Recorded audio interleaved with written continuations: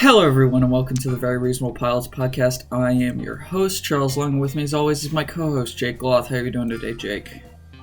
I'm alive. You're tired. I'm breathing, I think. You're pretty tired, honestly. I can tell. I'm really tired. I went to bed at like 2:30 in the morning last night. Why? And I don't know, it snuck up on me, you know? We were watching Indiana Jones. Oh, which one? And then we watched two Indiana Jones movies in a row. Oh, which Jesus.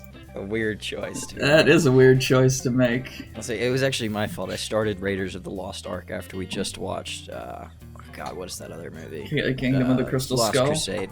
No, It's the Last Crusade. Last Crusade. I'm sorry. As I said, it's 8 in the morning now, and I went to bed at 2. Yeah, well, whose fault is that? It's... Indiana Jones for being what a a long son of a bitch. But we started Raiders of the Lost Ark, and I was like, I'll probably watch like 10 minutes, and then I'll go to bed. Go home and go to bed. And didn't happen. Didn't happen. You watched the whole thing. It's because it's a great film. It was like 10 minutes in, and I was like, okay, but I just want to see a little bit more. I just want to see up to the point where he like shoots the guy, you know? Yeah, he does the swords. The sword fight thing, yeah. And then like I saw that and I sort of forgot, and then we got too far in the movie where I couldn't leave anymore. Yeah. You know, we had to. You got past that coat hanger scene. Yeah, and then it was like, all right, gotta. When that skeezy Nazi guy burns his hand and whatever. On the gold thing, yeah. You're not watching. Good movie. They do humor so well in the Indiana Jones movies. It is a solid film. They're kind of some of the humor is kind of cheesy, but they're all pretty funny. Yeah. Except for all the racist stuff they do in Temple of Doom. That's not great. It's not super funny. That's why I told you there's two good movies, Raiders of the Lost Ark and The Last Crusade. Temple of Doom isn't terrible. It's just not up to snuff with the other two. It's not good. And the female lead is Willie. Just shit. Oh, Willie. She just screams all the time. Yeah. The other two are like kind of strong female leads. I mean, one is a Nazi, so maybe a little too strong. So, we have to come up with a pitch idea today. We do, at the top of our heads. At the top of our heads. I'll stop hitting things. You should. I drank a lot of coffee today, and it was full of caffeine, and I'm feeling pumped. Damn, I'm the opposite right now. I'm trying to drink some tea with some caffeine in it, and I have like 6 hours of sleep, as I've already stated. That's enough. All right, let's think. So we have had a lot of space shows, so no vetoing space. A space pitch. Last time we did a one off the top of our head, it was medieval, so I don't think we should do that either. Okay. Because we've done medieval. We don't want to just go back to that well over and over again until it runs dry and gets chapped and no longer produces beautiful podcasting milk. We want. Oh, okay. So let's think of a setting we haven't done in a while. How about pirates? That's an interesting one. Yeah. I was thinking like 1900s. Ooh. Or like 1800s, Ooh, like Victorian era. I was thinking Victorian era. I think it's because I just watched Indiana Jones, and I'm thinking like we should do Indiana Jones but funny in a TV show. I say, how about we do Victorian era people in what part of Victorian era world do you want to do? England's probably the most interesting. Or probably the easiest. The easiest to do, yeah. I know that, and I don't really know anything else. Yeah. And it's probably not the most interesting, but it's the easiest, that's for sure. That is for sure. But I feel like that's done to death, you know? How about we go... What if we did Sherlock Holmes? And we cast Henry Cavill. Yep, I agree. And we're like, hey, big boy, you want to be Sherlock Holmes? Yeah, and then we hire Millie Bobby Brown to play Enola Holmes, and it's a really shit movie. Is it? Where the character breaks the fourth wall every 3 seconds. Oh, that doesn't sound good. The fight scenes just look really strange because it's like these like older men beating a child. It feels like it's a one-sided fight. And then you hire Henry Cavill to play fucking Sherlock Holmes, and you don't have a fight scene. No, why would it's Sherlock Holmes? Why would he get in a fist fight? Some ways about. It's Sherlock Holmes. He has tons of fight scenes. Did you see the Sherlock Holmes movies? Yes, Have you read? I haven't read any of the books. No. He fights. He's a good fighter. He's also that's part of his attributes. He's also isn't he a cocaine addict or an opium addict? He's like a drug addict. Yeah. Yeah. Why didn't they add that in? I want to see Henry Cavill shooting up. Is it Cavill or Cavill? It's also it's Cavill. Okay. God, we are getting nowhere with this. We are really. I can't. We're just trying to avoid the topic constantly. We get on these side tangents. Last time we just hopped right into it. Yeah, I know. Quick. I started to. Right, we're doing Victorian era. Victorian right? era. That's Let's do Victorian era Russia. That's what. What's some? Ooh, that's a good. Yeah, Catherine the Great and shit like that. We could do like a satirical TV show on the Russian Revolution. Yes. The rise to it. I think that would be great. Oh. When we get like. We make like all of the people in charge, Lenin and Trotsky and Stalin, we just make them real goofy morons.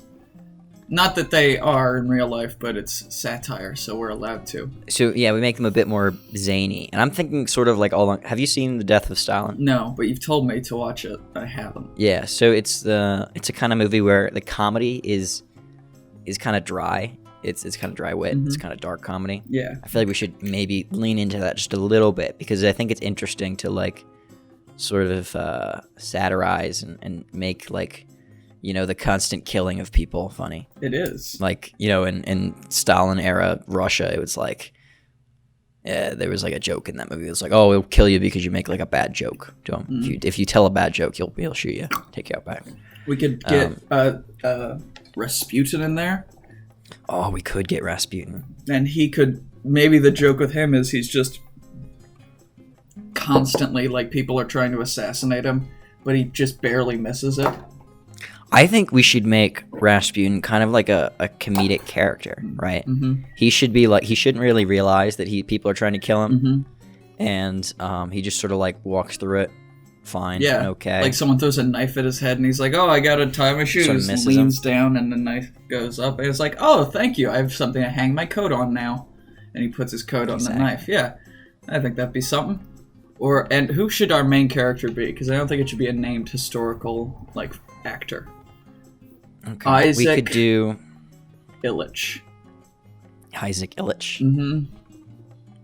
Who's Illich? Where were you stealing Illich? Was that The Life and Death of Ivan Illich is a book we had to read in high school. And yeah, I remember. That's what I thought. And Isaac Asimov is a very famous sci-fi writer.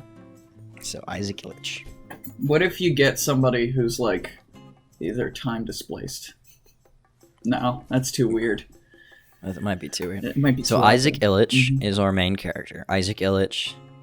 And he just starts off as a peasant, I think.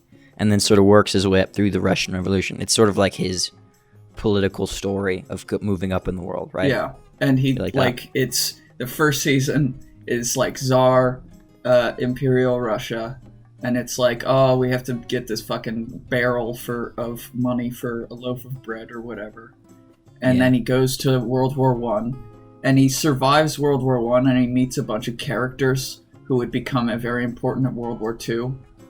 Like, he meets Hitler, and he's like, hey, buddy, what's up? You want to get a drink or something? He's like, you're Russian, aren't you? And I'm, whatever, Austrian. Is that, do you fight? Yeah. Yeah. Let's stab each other. Maybe there's just and then they do. And there's just a or no, we could make him, we could sort of bend it a bit, and we could have it so he finds Hitler, and he saves Hitler's life. Yeah. You know how, like, the story of, like, that British soldier that saved Hitler's life? We just do that, except with our character, and we make it sort of comedic. We're like, "Oh, hey, are you all right?" Yeah. And it's like the soldier in the mud, and we're like taking this moment as like a special moment where our character's doing something good, and then the character like shows their face like after he pulls himself up from the mud. He's got the little mustache. And it's the little mustache, and he's like, "Hey, I'm Ivan Illich. What's your name?" He's like, Adolf Hitler. Adolf. I was like, "Oh, that's a cool name. Nice to meet you, Adolf. I'm gonna name my firstborn child after you." Yeah, that'd be funny, actually. Maybe they bond over, like, they're both failed artists, and they bond over that. Yeah. I would like if he actually sort of gave him the idea to take over the country. They were like, maybe they could have, like, a scene where they're really drunk, in a bar. So you should. I think you should run the. You're a smart guy. You've got a lot of good ideas, dude. I think you should. Why don't you just do it? Just do it. Just take the control. But he doesn't tell him that he's Jewish. He's Russian Orthodox Yeah, Ivan Jew. Illich is Jewish. Yeah. Not Ivan Illich. Isaac Illich. Isaac Illich. Yeah, he's just like, yeah, I'm a Russian Orthodox Jew, and then Hitler just like, I'm gonna go. They could have like a really strong friendship. Yeah. Like they are best friends, and then that's how it's ruined. Is he mentions he's Jewish once? Well, maybe we don't make the main character of our show best friends with Hitler. Maybe we don't. Just for like an episode or two. Okay. Like and that's why the friendship breaks, is because because he finds out he's Jewish. It's like, I want to invite you to my wedding. Yeah. And it's like, oh, where is it? And it's like, in Russia, in this place. It's like, is that in the Russian Orthodox Jewish church? It's like, yeah, I'll be there, buddy. And then he turns around for some reason. Hitler stabs him in the back and runs away. Stabs him in the back. And I'm thinking we could add all sorts of characters. We could get Patton in there. All sorts of people. He just like the general. Yeah. Oh. Because he was a soldier in World War I. He's a general in World War II. So I'm thinking maybe this series is just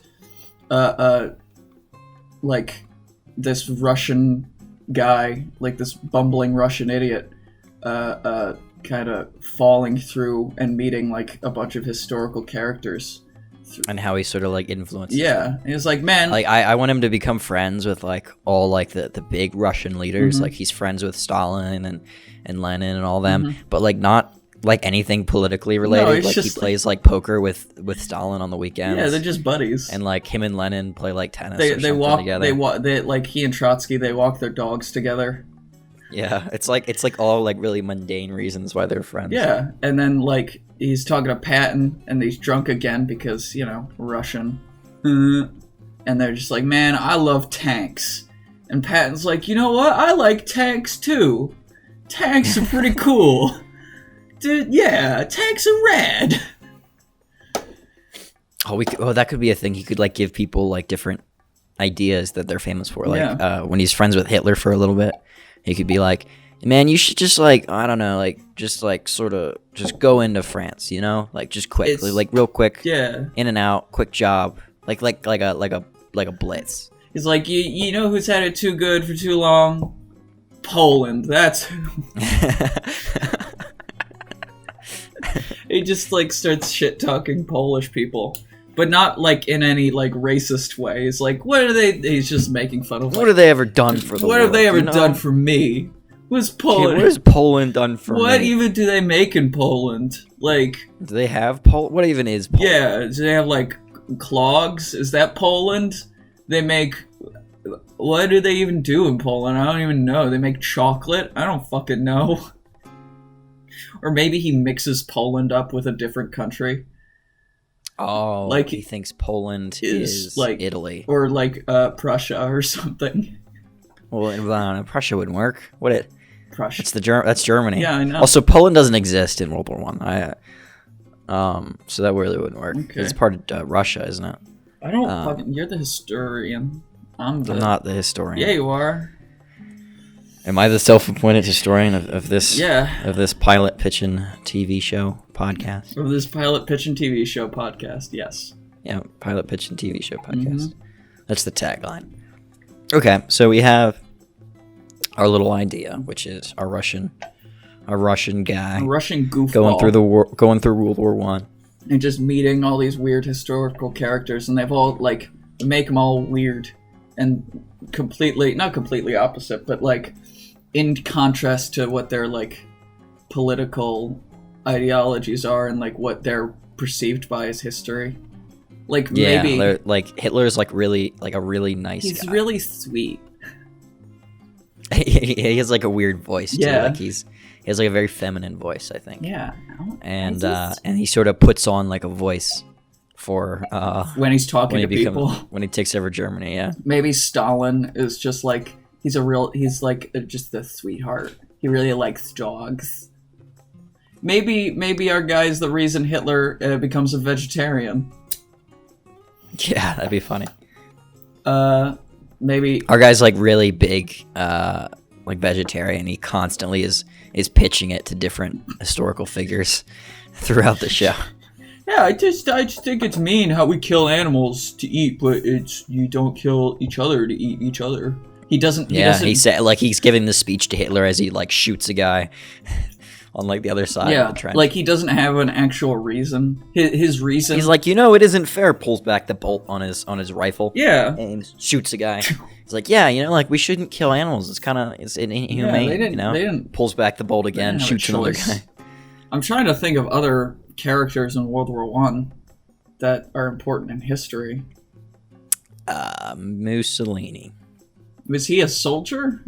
I have no idea. Okay, but we could say he was. We don't have to be honest. Yeah, that's true. Maybe first episode he meets Franz Ferdinand in the city where he dies. Oh, yeah. And he's like, you know what? You should go to that coffee shop over there. It's really lovely. Oh, no. Even better. He meets Gabriel Precep, and he meets him in the coffee shop. And Gabriel's like really upset, and he goes up to him. He's like, hey, man, like, what's going on? He's like, I just, I really wanted to see life's just going really hard. I can't find, like, I'm struggling with motivation, man. And he's like, he goes up to him, and he's like motivating. He gives him a really, like, sometimes you just gotta do it. You just gotta work hard. You just gotta seize the moment. Mm-hmm. Okay, you just gotta, like opportunities present themselves, and you just have to seize them. Yeah. And he's like, you know what? You're right. He turns outside, goes outside, and shoots Ferdinand in the background, but like we're just holding on our character, like sipping his like coffee or something, like smiling. He's not, I've done good today. I helped out. Yeah, I feel good. Everyone's screaming behind him. He's like, man, somebody's having a bad day. Oh, what's that? Yeah, that could be a good first episode. Just our bumbling moron is influencing historical events. Harry S. Truman's there, and he's like, if I had a really big bomb that could end this war, I'd drop one of them on the bad guys. No, I'd drop two of them on the bad guys, and then there wouldn't be bad guys anymore. And Harry S. Truman's like, yeah, that's a good idea. Huh. You got a head on you, Ivan. Or Isaac. Isaac, even you're fucking Yeah, it's hard. Isaac Illich. Maybe we shouldn't do I. I kind of like it though. Alliteration is fun. Alliteration is fun. Maybe he can be like... the only problem is we're tripping up because I want to say Ivan Illich. Yeah. Because that's what the book's about. Yeah, it's about the life and death of Ivan Illich. It's an alright book. I read it in high school. Yeah, it's not great. It's sort of like... Fine. So yeah, it's kind of... It's lackluster. He meets was Ernest Hemingway, was he a medic in World War II or World War One? Ernest Hemingway? Yeah, he was a medic in a World War. I would guess the First World War. Okay, Ernest Hemingway. What was he? He died. He was born in 1899, so I'm guessing the First World War. Yeah. Because there's a whole bunch of writers, the lost generation of writers that he could meet, like Kurt Vonnegut and all them. I have no idea who Kurt Vonnegut is. Slaughterhouse 5? Yeah, he was an ambulance driver in the First World War. You don't know Slaughterhouse 5? No. He could meet Robert Graves. You have to read that book in high school. I had to read that book. No, I don't. Robert Graves, Goodbye to All That. You've never heard of Slaughterhouse 5? You've ever heard of Robert Graves? I probably have, but I can't remember. He was a World War II. No, he wasn't. Guy. Kurt Vonnegut, not. Nah, Robert Graves fought in World War One. Okay. Kurt Vonnegut. Bold of you to just say something about someone that you don't know. Kurt Vonnegut. Like that. Yeah, no, Robert Graves, yeah. Yeah. Okay, who else is someone he could meet? Yeah, We don't have to do World War One, so we could do after the war, yeah. Right? So we spent a lot of time on the First World War, though, because there's a lot of stuff we could do. Mm-hmm. And then we can go into after the war when Russia gets pulled out of the war, which is pretty early. Yeah. Maybe he's and we could have the Russian Revolution, and maybe he's he's getting a medal from Tsar Nicholas when the revolution is taking place, And as he's like walking out of the palace, he leaves the door unlocked, and like the revolutionaries just like rush in and take him. And then he looks behind him. He's got that medal around his neck, and he just kind of like tucks it into his shirt. It's like, woo! Just like grabs a hat from like a random person, puts it on, like, woo, Russian, yay! And then he's like, I'm gonna move to America and start my life anew. And he moves like he gets to America the day before the Great Depression starts. Yeah, and he like it's like fuck. He's building the new. He gives the whoever thought of to make the Empire State Building. He gives him that idea. Or maybe he like goes to like the stock market, like the Wall Street building, and he like that day he does some day trading. And he makes like a shit ton of money because he like, or maybe he like shorts a bunch of stocks. He's the guy who starts it. He's like, I would like to withdraw all of my money. Because isn't that how they said it started? Oh yeah. So he could have like some big winnings, and then he stole someone's identity, and it was like, I would like to withdraw all of Sarah Willoughby's money, please and thank you. And they're like, we don't have that. And I was like, oh shit! And he goes out and he yells, "They don't have any of our money!" Just trying to like get everyone angry at these bankers that he accidentally causes the Great Depression. And he could not even talk to like the people inside. Maybe there's like a love interest, and he's like trying to impress the girl by like he thinks it's funny, and he like yells that outside the bank, and then they sort of run away. Like it's like it's a scene from a movie where they pull like some small little prank, a rom-com prank. But he starts, but they start the Great Depression. He's like, oh shit! All right. He meets.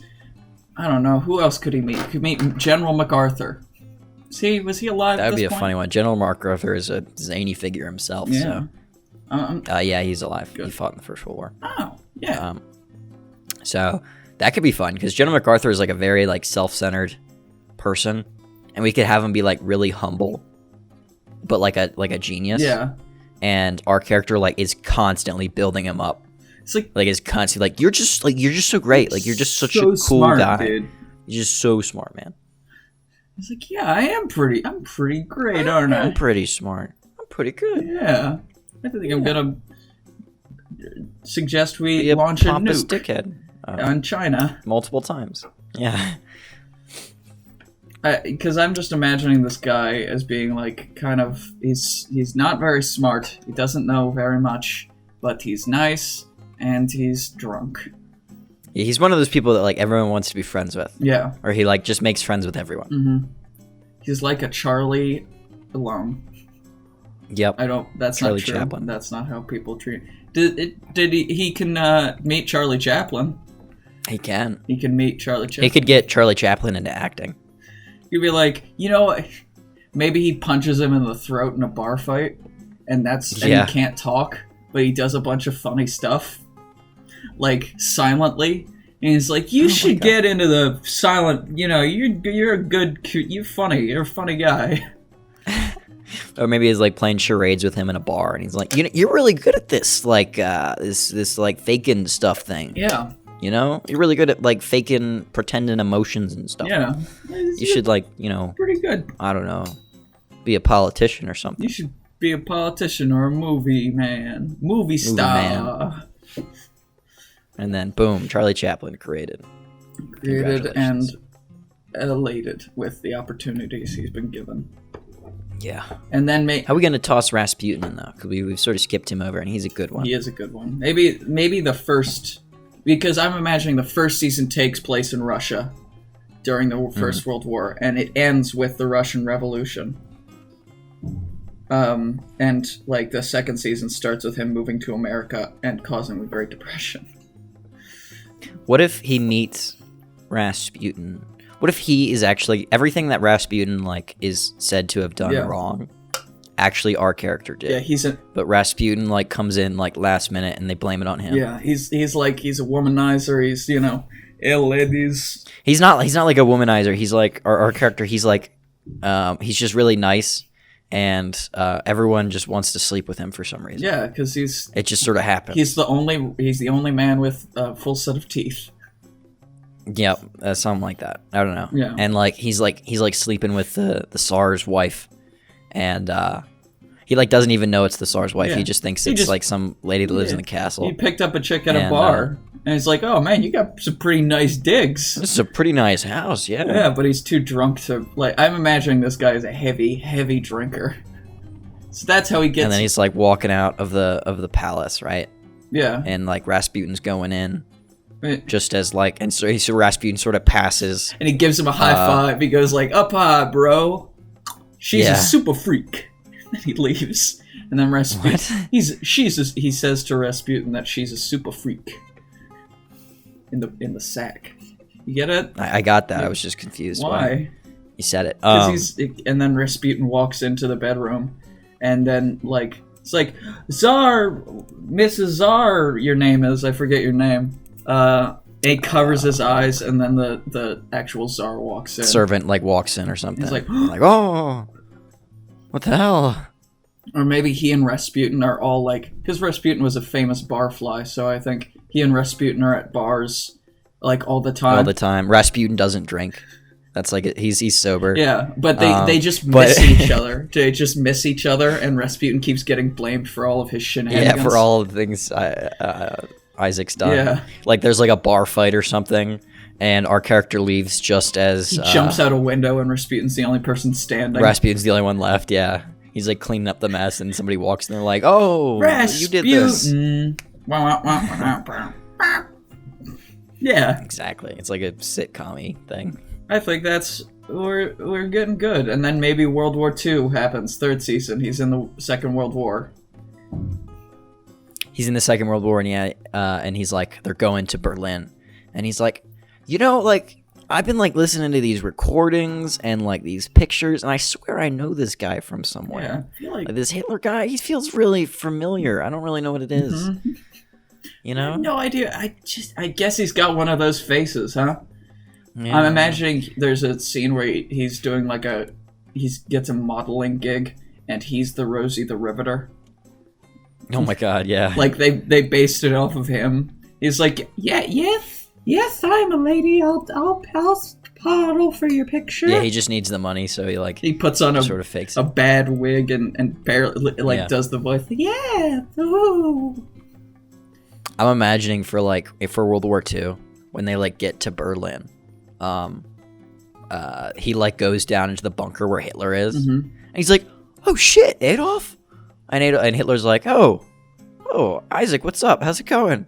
And they sort of just have a nice chat and everything, and it seems it's just very weird in the middle of the war. They're just having a nice chat. Hitler's getting them coffee and some biscuits or something, or maybe Hitler because he found out he was a Jew, so he stabbed him in the back, and he's like, he thinks he's a ghost, a Christmas story. A ghost of his past coming back to haunt him. He's like, no! And he bites down on the cyanide capsule, and he's like, well, that was a bit of an overreaction, don't you think? I was thinking maybe it could be an accident, though. He's talking to Hitler, and he's like, yeah, so you want to get out of here? And Hitler's like, well, you see, the Russians, they'll kill me if I leave. And he's like, oh, I guess that's a problem. Yeah. He doesn't pay attention to the politics of the war. Isaac. He doesn't know why he's fighting anybody. He's like, well, I don't got nothing else to do. He's like, well, you could shave the mustache and your head. I don't, to be honest, I don't think they'd notice. Those are kind of the two features. Yeah. That's what I see on all the posters. And others like, you know what? Yeah, you're right. And he grabs a razor and he starts shaving and he cuts himself and he dies. A bomb goes off right above them as he's shaving his neck with a straight razor, and he slits his throat open. Yeah, he slits his throat. And then our guy's like, well. Oh, no, and Hitler's in the bathroom, and our guy's, waiting outside. He's like, Adolf, hey, I'll just meet you at the bar, all right? Because you're taking a while. And he just goes to the bar and gets really drunk and forgets about Hitler. He grabs a bunch of Nazi gold, and he just, stuffs it to his jacket. He's like, yeah, all right. Okay, all right, we're good. And then he gets arrested because he's got Nazi gold. It's like, no, I swear, I just found it. I just took it from Seriously. Hitler. And they're like, yeah, sure, buddy, yeah. Hitler said I could have it. Like, yeah, sure. You're going to jail for a long fucking time. It's like, hey, look over there. It's a flying bird.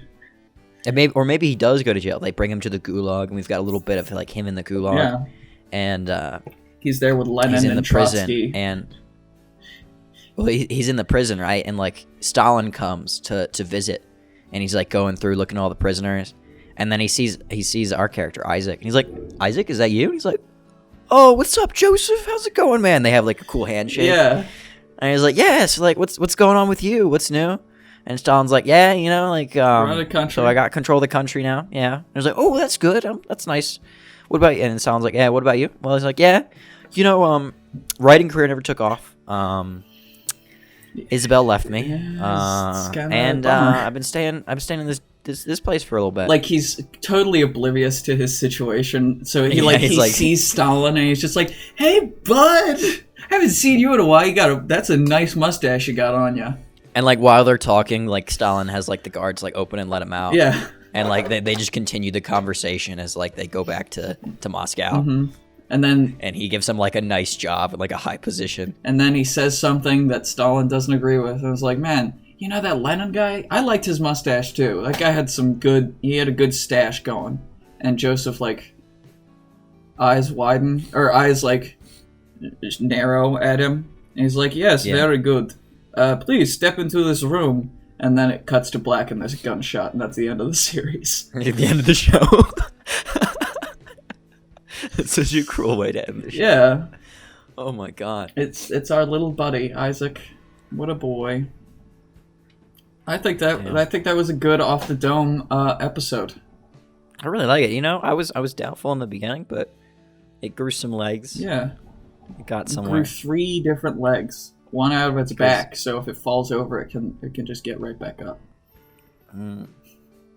Yeah. That's weird. So is this show.